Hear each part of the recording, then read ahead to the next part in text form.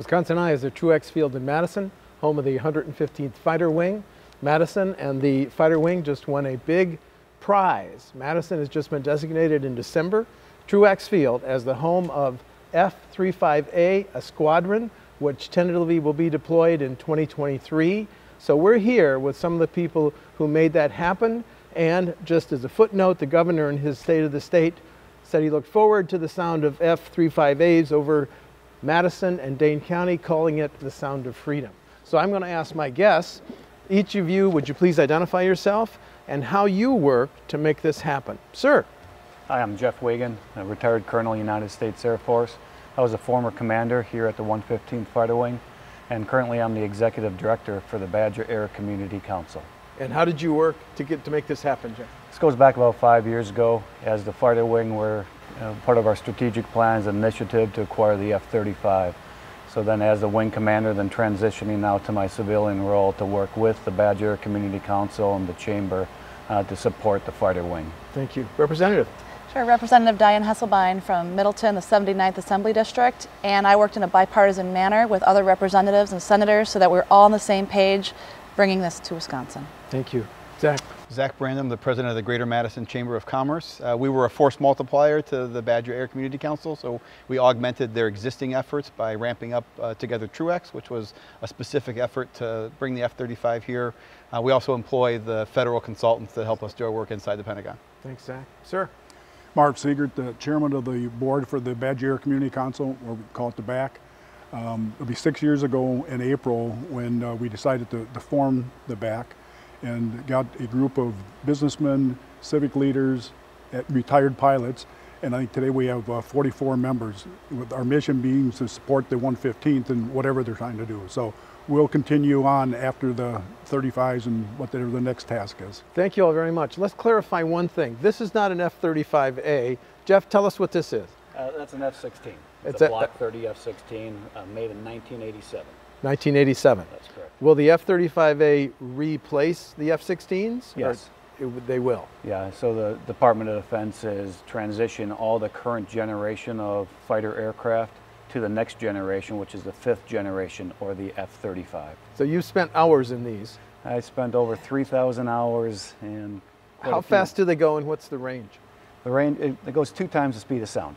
So Mach 2, and that can be up to about 1,000 miles per hour, 50,000 feet, and range is probably around 2,000 miles. Okay. Well, I want to ask some overview questions first. What does the bringing, now, do I have this right? 18 F-35As tentatively in 2023. What does it mean, number one, for the 115th Fighter Wing? Do you want to go first, or anybody? And then I want to ask about Truax, and then I want to ask about the Madison area community. So let's talk about what it means for the 115th first, whoever, please. Well, it's real important is that we mentioned these are 1987 F-16, so at some time they're reaching the end of their service life. So the Air Force, what they do is recapitalize, they transition aircraft from one to another. And it's starting to happen right now in the Air Force. So it's real important to sustain the 115th Fighter Wing is to compete for that next generation. So if the Fighter Wing was not selected for the F-35, it would put the wing at risk.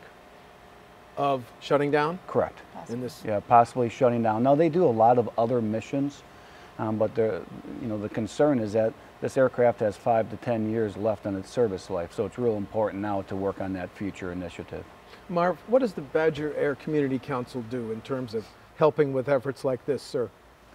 It's pretty simple. We started out basically is to support the 115th and what they were doing. And I think going back at that time, the general population really didn't know much about the 115th.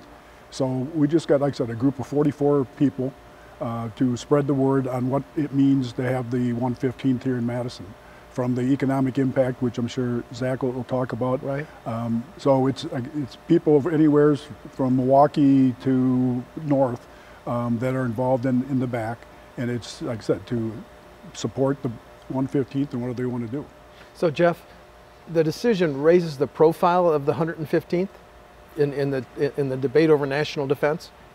Not and necessarily. nation security, no? No. Okay, put it in context, please. Well, this is a very exciting news to the Fighter Wing, but the reality is there'll be very little difference. Truax Field has been here since 1947, for 70 years, flying different types of aircraft, primarily fighter aircraft. And from the mission, there's very little difference between the F-16 and the F-35. But there will be some expansion of Truax Field, which gets to my question of what it means for Truax Field. Will there be 20 million coming to expand Truax? Do I have that right?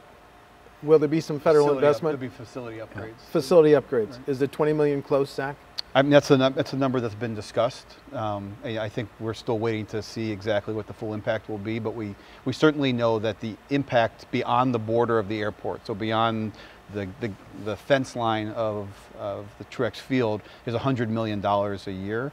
And that's without multiplier. So that's just direct spend calculation. A lot of times in economic development, you would add a multiplier in. So think of the Foxconn deal, that includes a multiplier. And here we're just taking the most conservative number and saying, what does the base actually spend and what kind of economic activity does it generate, both in payroll and direct spend? And then we did not add a multiplier, but most people would add a 2 to 3x multiplier. And so saying $100 million a year, and as Jeff said, it's $100 million a year for the foreseeable future, because just like the aircraft behind us has been in service for 30 years, the expectation is the F-35 will be in service for a similar amount of time. So you're really talking about a $3 to $4 billion economic impact unmultiplied. And if you added a 2 to 3x multiplier to that, you can see how why this is so important, why the business community got behind it, and what it means for the community writ large. And Representative, this is a nonpartisan issue, correct? Absolutely. Absolutely nonpartisan. So we had help from our members of Congress? All the members of Congress, and I believe our United States senators as well. Okay, and what phone calls did you make on this? Oh, quite a few. Quite a few. We talked about it. Representative Squadron and I worked closely together. He's the chairman of the Veterans Committee, talked with everybody on there. We really wanted to make this non-political, so we were a little quiet. We didn't want to make it seem too political, and I'm sure Jeff could talk about the process that they had to go through as well. But these, I mean, the 115th is great. These are our friends and neighbors in Dane County. I know I have a lot of pilots in Wanakee, and so last year they were able to fly over Wannaboom, and it was really special for them to be able to fly over the places where they live and recreate. So this is great for Dane County. It's really great news. And talk about your spouse's involvement. He yeah, used to so what? My husband flew F-16s here for years, and before that A-10s actually with Senator Mark Miller. So we go back to this space for a long, long time. Just love the people here and the impact, the positive impact they have in our community. How long a process was this, and how do you lobby the United States Air Force to make this designation? So I don't care who goes first, but started when and what all was entailed, please.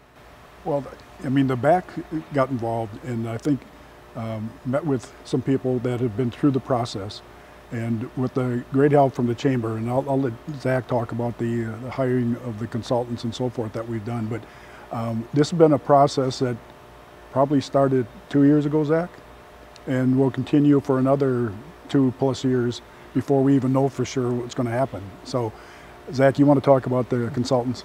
So 2 years external, but I mean, Jeff was, when he was a wing commander, he was focused on this for 5+ years.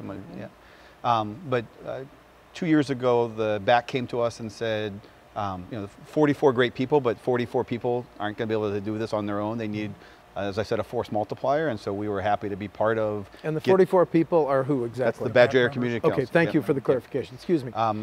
For us, we've got 1,300 members, which are businesses who employ a couple 100,000 people. So we knew that we could be, a big help to getting that word out. We also have the means and the right legal structure to be able to hire consultants and lobbyists in DC. And so with the help of the BAC, we spent some time interviewing different consultants from around the country. We were looking for somebody with a track record, and as Marv said, we met with the team that landed the F-35 at Luke Air Force Base in Arizona. So we wanted somebody who had proven that they could deliver. It also helped that they had a 4-star general on their team who happened to be the former vice chief of the Air Force. And so when you walk through the halls of the Pentagon with him, it's like walking around with a rock star. Mm-hmm. And so having that person on our side, mostly from an insight perspective, because I think what's important for people to know is, as Representative Hasselbein said, we had broad political support. So the entire congressional delegation, leadership at the state level, most of our local delegation, both the county executive and the mayor, so Democrats, Republicans, everybody worked together. But inside the building, inside the Pentagon, this was not a political process. that it is a defendable and repeatable process that's based on object criteria. So there was no way to influence it politically. You were just making sure that the best information was submitted and then the right people saw the best information. But this wasn't a case where a phone call to somebody inside the Pentagon was going to win this for you. This base won it because it was the best place in America to base the F-35. Well, okay, but my next question is, what are the 4 top selling points for Truax Field for this next squadron of F-35As? Top four selling points, sir. You know, with the Air Force process, they go through the objective basing. So what they're looking at is capability and capacity. When you look at where Truax Field is located, you want to look at access to training ranges. So I'd say that would be number 1. Central Wisconsin has great training airspace. Those are called military operating areas, and the associated ranges. So that provides an opportunity for high quality training. The next part of that, though, is to have quantity of training. Madison is very close to those ranges, so it provides real cost-effective and efficient training. So not only do you get high quality, you get high quantity at the lowest cost possible. So it really becomes a good, efficiency. How do we get the most financial dollars to support this mission? Or how do we use the most financial means for this mission? So what Jeff didn't say, because he's modest enough not to brag about himself, but the other thing is when you look at the quality of both the pilots and the maintainers of these planes, okay. Yes. that every year, year after year, under Jeff's leadership and now under Colonel Peterson's leadership, this base continues to outperform its peers around the country, and it's recognized as one of the best bases, if not the best base in the country. And I think that's a real important. I'm sorry. I was going to say that's always been the case. Yep. I know when my husband moved here years ago and he wanted to be flying the A-10s, it was because of their wonderful, excellent reputation that sold him to coming from Florida to Wisconsin with the winters. Grew up in Ohio, but he was still like, I can't believe I'm doing this. But it was because of the excellent reputation that we have here. Do you lobby for this in a high-profile way or not so high-profile? For us, it was not so high profile. We were kind of asked to let the process go and let's not make it political and let's not do too many statements. So for Democrats and Republicans, we worked together to let the process play out as it should, so that we wouldn't be jamming it up either way. And the role played by the governor's office? Significant. Yeah. Significant? Yeah. Governor provided outstanding support, and that's where I felt extremely fortunate as the wing commander to get the support from our community, our elected officials, the business leaders. The 115th Fighter Wing is a world-class organization, but when you can get the support, of people like these, of the community, that's, to keep this process objective and let the Air Force process run its course, and they naturally became number 1. And how did you mobilize council members, Marv? Well, it was a process where we started with a group. It was Pat Richter, myself, Dave Lenz, and now Jack Salzweedl, the president of the American Family. We each took it upon ourselves to recruit 8 to 9 people. And it's people from Andy North is a member of the back, Tom Pyle is a member of the back, Craig Culver is a member of the back. So the people that we knew and would be supportive of what we're trying to accomplish. And what we're trying to accomplish was to spread the word about the 115th. So it was just a recruitment by those 4 people to bring in, now we've got 44 members. Zach, did you have to wage a public PR campaign to get community support here? You obviously have the support of local and elected state officials and members of Congress. Did you have to wage a PR campaign for the public at large? Yeah, so it was, but thankfully it was easy because the beachhead had been softened up by the work groundwork had been laid. Yeah, the groundwork absolutely had been laid. So it was a 2-pronged approach. One of it was to make sure that we were talking to the elected leaders and understand, one, if they had questions or concerns, we wanted to address those immediately, and then to lock them in their support so we could prevent a bipartisan face to this. The other part of it was the Together Truax effort, which is, if you go to togethertruax.com or Facebook or Twitter, you'll see significant effort being mobilized to tell the story of why this matters. And that's very much the PR campaign of this, and it's about informing the public, less changing the public's mind, because as Marv said, they set out in the beginning to start to spread the word to support the 115th, and as much as the work that they've done and the work that the base has done and the work that our elected leaders have done and the work that the business community has done, there's still a lot of people who don't truly understand that this is an Air Force town It may be one of the most quiet Air Force towns in the country, but people don't realize that there's a base here of 1,200 people who have not only a huge economic impact, but that are providing national defense in a real and meaningful way. When on September 11th, when we were unsure of what the intention of every aircraft in the sky was, it was jets from Truax that scrambled and were in Chicago airspace in 8 minutes to be able to defend the people of Chicago. And so what that means for us, both on a national security level, but also from an economic level, that story has to be told, and that's the effort that we launched. Were you in the air after 8 minutes? I was. At that time I was stationed down in Nevada.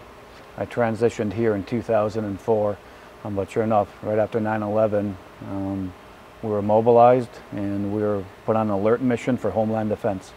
You were the only planes in the air because all commercial aircraft was grounded. That's correct. Told to return. Okay, Jeff, I want to zone in on the mission of the F-35A, and I'm going to read 3 sentences from what Lockheed Martin says about it, okay?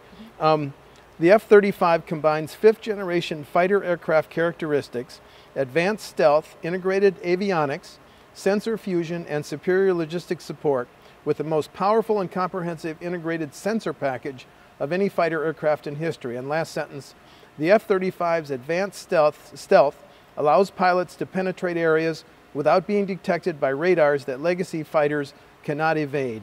Can you translate that? Absolutely. It means that it would be a dream to fly, and I hope they pull me out of retirement to fly. So does my husband, by the way.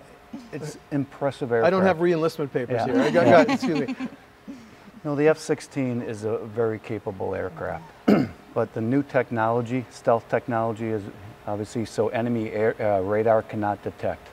And I think a lot of us are familiar with stealth technology, but that sensor fusion is very important. There's so much information, that's being shared via data links, satellite, other aircraft.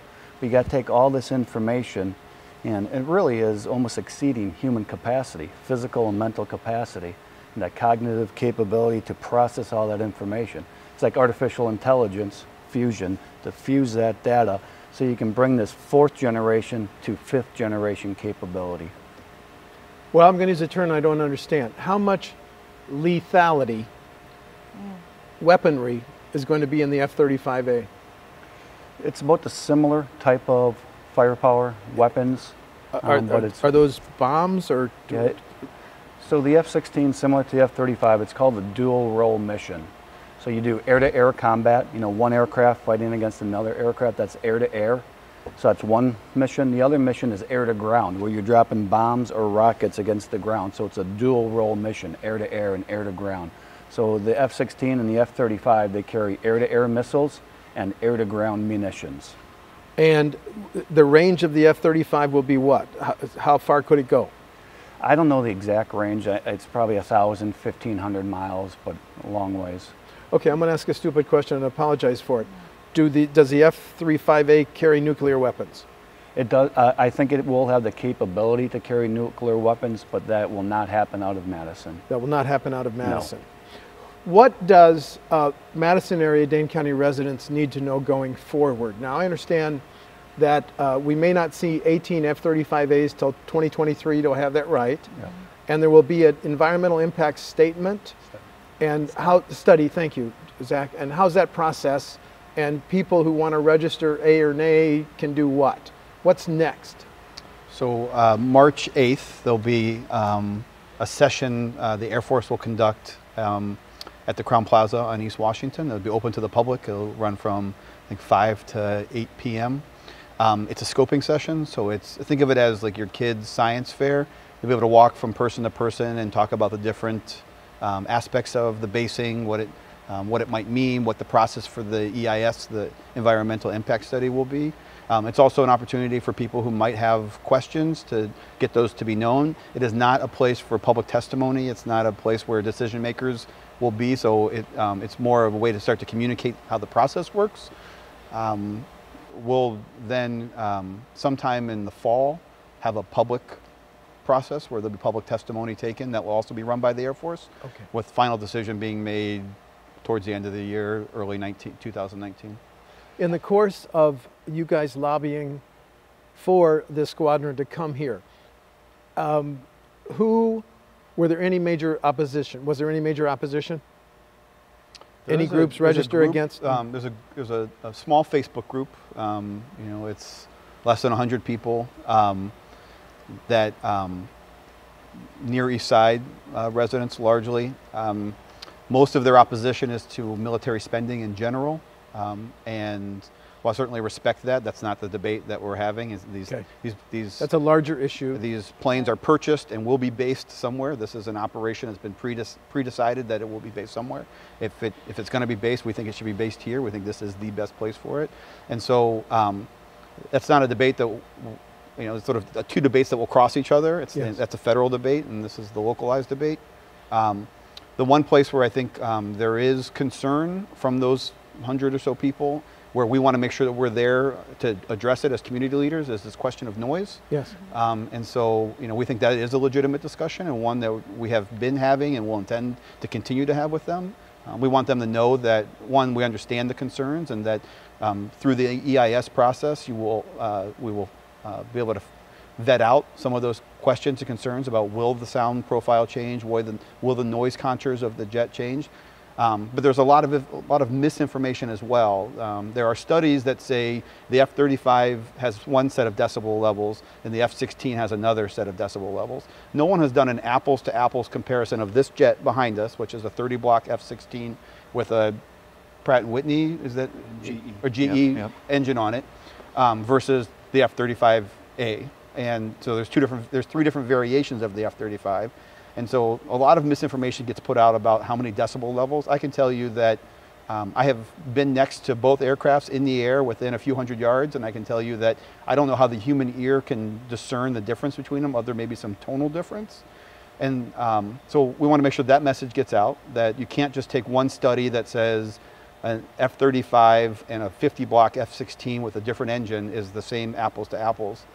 But we also want people to understand that a lot of the sound that they're hearing from the airport is the commercial side of the airport. It's the sound of the economy taking off. And you know, our work is to drive more businesses here, to get more talent to move here, more people to visit, to get more investment and more direct flights. And we're doing that. And those direct flights and those inbound flights generally come with more passengers and wider body jets, and they make more noise. And we know that 90% of the noise complaints that come out of this airport are people complaining about commercial airliners. Commercial. And what happens though sometimes is these are the most identifiable aircraft in the sky, and people, whether they could see it or not, they say, I think that was an F-16 or a military aircraft. And many times they're misappropriating the noise to the commercial airliners. And then finally, I'll say, we believe, based on other basings and the discussions that we've had with our counterparts in other cities, that this jet the F-35A will fly less than the F-16 because it's a very expensive jet to fly. So they'll make major investments in training facilities on the base, and that will mean there'll be less takeoffs. We also know that the F-16 takes off an afterburner, and the F-35 will not have to.